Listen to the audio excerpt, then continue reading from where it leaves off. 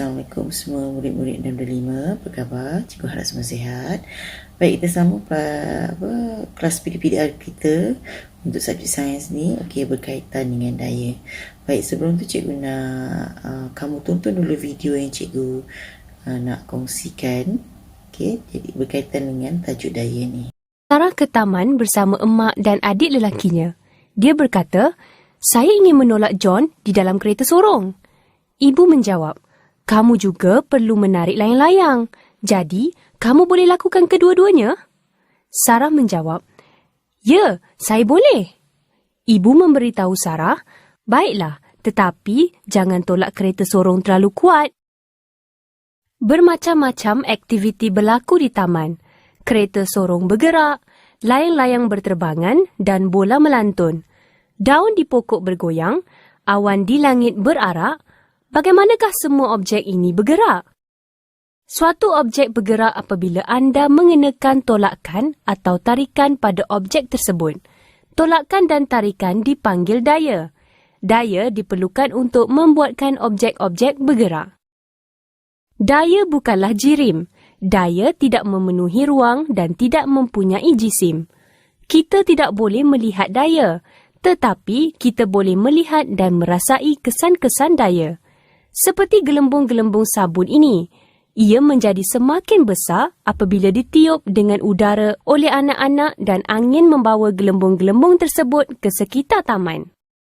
Mari kita bezakan tolakan dan tarikan. Apabila anda menggerakkan suatu objek jauh dari anda mengenakan daya tolakan. Satu contoh adalah menolak bulu tangkis kepada pemain lain. Contoh-contoh lain daya tolakan adalah menyepak bola, menolak kereta sorong bayi dan menekan papan kekunci komputer. Apabila anda menggerakkan suatu objek ke arah anda mengenakan daya tarikan. Menarik troli adalah satu contoh daya tarikan. Contoh-contoh lain daya tarikan adalah menarik tali cawak anjing, menarik benang untuk memastikan layang-layang terbang dan mengangkat beg untuk mendapatkan sesuatu.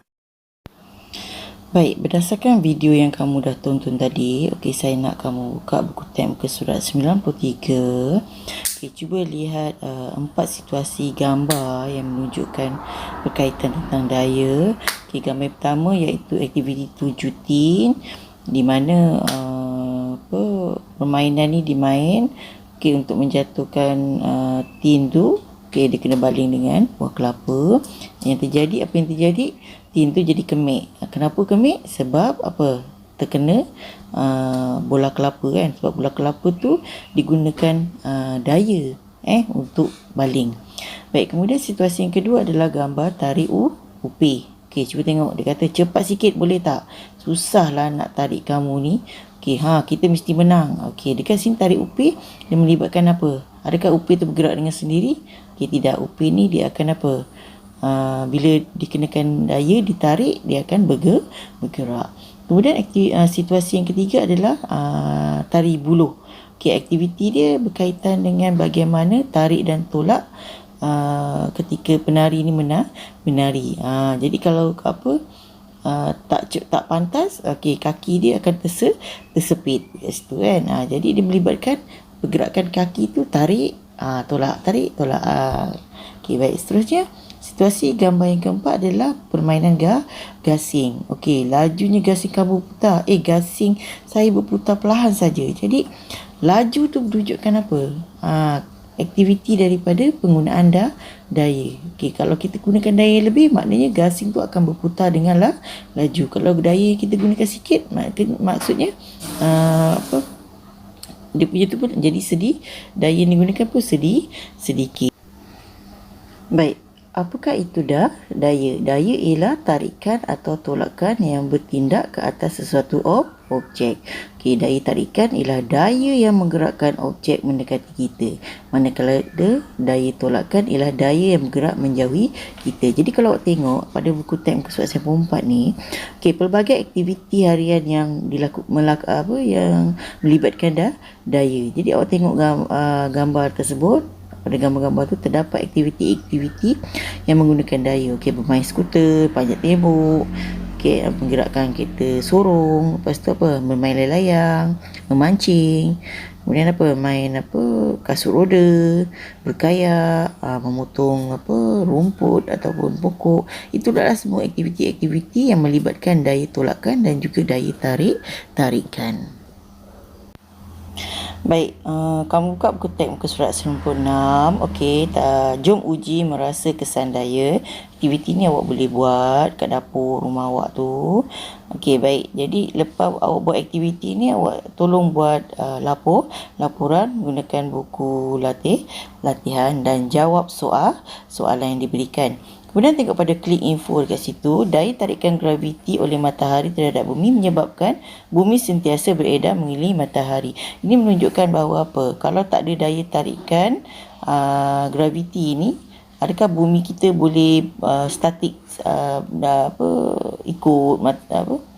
statik untuk beredar mengelilingi matahari? Boleh tak? Tentu tak boleh. Tak mana-mana pergi bumi kita pergi. Okay, jadi dengan adanya daya tarikan graviti ni, dia mengekalkan kedudukan bumi semasa dia beredar. Baik, seterusnya buka buku teks muka surat 97. Apakah yang dikatakan kesan daya? Cuba tengok. Okay, sebenarnya daya ni kita tidak dapat lihat, tapi kita boleh rasa. Cuba awak tarik tangan awak kiri kanan. Cuba tarik tangan kanan, tangan kiri tarik. Apa awak rasa? Kita tak nampak daya tu, tapi kita boleh rasa kat situ. Baik, jadi ada kesan-kesan daya seperti yang diberi, iaitu daya mengubah bentuk objek sebelum dan objek selepas. Apa jadi pada botol yang telah dikenakan daya. Okay, kemudian daya boleh mengubah arah pergerakan objek. Awak main badminton. Okay, lepas tu badminton, bola bulu tangkis tu dia akan apa? Awak terima dan awak akan paskan ke tempat lain. Jadi dia akan apa? Mengubah arah pergerakan objek. Baik, seterusnya daya boleh memberhentikan objek yang bergerak. Okey, jadi maksudnya objek tu boleh dihentikan. Awak sambut bola. Jadi bola tu berhenti dekat tangan awak. Baik, seterusnya kesan daya juga adalah apa? Daya menggerakkan objek yang pegun. Objek pegun maksudnya objek yang tidak bergerak. Dekat situ dia bagi kereta mainan apa? Kereta mainan tu asalnya tak bergerak. Tapi bila ditolak, dia akan bergerak. Okey, kemudian seterusnya kesan daya adalah mengubah kelajuan objek. Mula-mula, okey, bola tu apa? Ditendang perlahan. Okey. Bila bola tu dah semakin perlahan, okey, awak pula sambut. Kawan awak pula sambut, okey, dia akan tendang lagi laju. Jadi daya itu boleh mengubah kelajuan objek. Okey, baik. Jadi awak tengok jom uji perhatikan daya dekat situ. Okey, yang ini pun saya nak awak buatkan laporan. Okey, laporan ni awak tuliskan apa dia punya tujuan dia, alat bahan radas pelangkah. Kemudian jawab soalan. Kemudian tulis dalam buku latihan 2 juga. Baik, saya nak awak tonton video yang seterusnya ni berkaitan dengan kesan daya. Michael sedang menonton perlawanan pasukan bola sepak kesukaannya di TV. Selain dari sangat mengujakan untuk ditonton, perlawanan bola sepak juga boleh mengajar kita tentang banyak kesan-kesan yang berbeza akibat daya. Daya boleh menggerakkan objek yang pegun. Sebagai contoh, apabila seorang pemain menyepak bola yang pegun, bola tersebut bergerak dalam arah yang sama dengan daya yang dikenakan. Daya boleh mengubah kelajuan objek yang bergerak.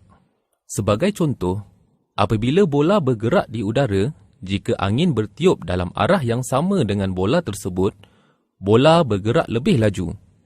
Namun, jika angin bertiup dalam arah yang bertentangan, bola bergerak lebih perlahan. Daya boleh mengubah arah objek yang bergerak. Sebagai contoh, apabila seorang pemain menyepak bola yang menuju ke arah pemain tersebut, bola bergerak dalam arah yang lain. Daya boleh memberhentikan objek yang bergerak. Sebagai contoh, seorang penjaga gol memberhentikan bola dengan mengenakan daya yang daya boleh mengubah bentuk objek. Sebagai contoh, apabila pasukan kesukaan Michael tidak menjaringkan gol, Michael menjadi kecewa dan merenyuk tin minuman ringan menggunakan tangan. dan ini mengubah bentuk tin tersebut. Baik, seterusnya awak buka buku teks muka surat 100 berkaitan dengan daya geser, daya geseran. Apa yang dimaksudkan dengan daya geseran? Okey, daya geseran ialah daya yang terhasil apabila dua permukaan bersentuhan antara satu sama lain. Kat sini dia bagi contoh buah carom dengan apa? Papan carom. Apabila buah carom tu bersentuhan dengan papan carom, dia akan apa? Dia akan apa? Akan berhenti. Kalau kita jentik, dia akan berhenti. Bila daya dikenakan pada buah carom tu, okey, dia akan kena permukaan papan tu, dia akan apa? Berhenti. Kerana apa? Kerana daya geseran ni dia wujud apabila menentang arah pergerakan objek. Objek tu dia arah yang berlawanan. Okey, baik. Jadi ada muka surat 101 pula awak tengok. Okey, itu adalah penerangan dia yang jelas. Okey. Kemudian awak tengok yang bawah tu, muka surat 101. Kenal pasti dua permukaan yang bersentuhan yang menyebabkan daya geseran berlaku pada setiap situasi.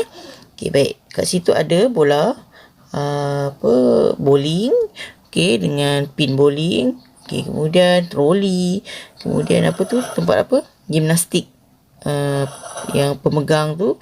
Kemudian ketika awak menulis, itu semuanya melibatkan daya geser. Dan kalau tak ada daya geseran, apa yang terjadi? Semua objek tu tak akan berhenti. Seterusnya muka surat 102 iaitu faktor-faktor yang mempengaruhi daya geseran. Apa faktor-faktor dia? Melibatkan apa? Jenis permukaan dan jisim objek. Jadi yang ini pun tugasan awak yang ketiga, iaitu awak kena buat laporan eksperimen 1 dan eksperimen 2. Okey, salin semua penyataan masalah, tujuan apa semua dan salin soalan. Setiap soalan pastikan awak jawablah berkaitan dengan faktor-faktor yang mempengaruhi daya geseran. Baik, kemudian tengok kepada kesan daya geseran. Apa kesan dia? Kalau kat gambar tu dia tunjukkan litar perlumbaan bagi Formula 1 kan. Mula-mula dia berlangsungnya perlumbaan, tapi tiba-tiba hujan. Bila hujan dia terpaksa berhenti. Kenapa terpaksa berhenti? Sebab daya geseran dia sangat tinggi. Daya geseran dia besar, boleh menyebabkan kemalangan kalau diteruskan. Okey, jadi apa lagi kesan daya geseran lagi? Okey, cuba tengok. Okey, apa kebaikan dan apa keburukan daya geseran ni? Okey, cuba tengok. Okey, daya geseran di antara permukaan tangan dengan objek membolehkan kita memegang objek dengan cekaman yang baik. Daya geseran di antara tapak kasut dan permukaan lantai membolehkan kita berjalan tanpa tergelincir. Daya geseran membolehkan objek kekal pegun. Kalau tak ada daya geseran, bola tu terawang-awang lah. Tak ada dia sentiasa bergerak, licin aja kan. Okey, lagi apa? Daya geseran, apa keburukan dia pula? Keburukan dia apa? Daya geseran menyebabkan meja ni sukar untuk digerakkan. Tu keburukan dia. Lepas tu apa? Menghasilkan bunyi yang tidak diingini. Daya geseran mengakibatkan permukaan menjadi haus. Okey, itu adalah antara keburukan daya geseran.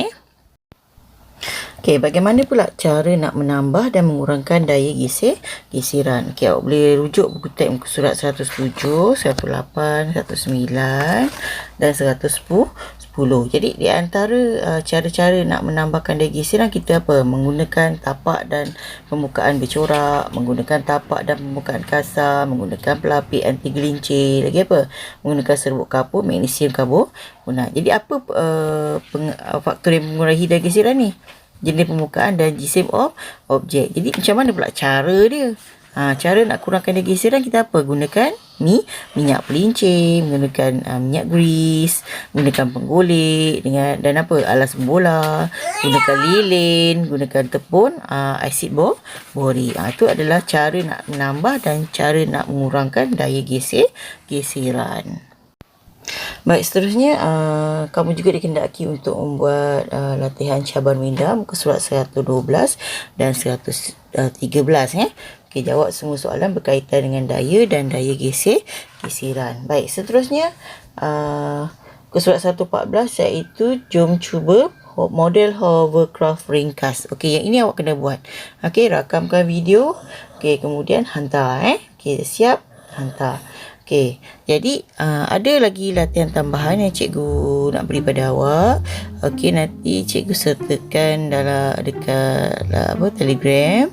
Okey, yang ni pun saya awak kena jawab semua soalan-soalan berkaitan dengan daya dan daya geseran. Baik, saya harap kamu semua boleh buat dengan lebih baik.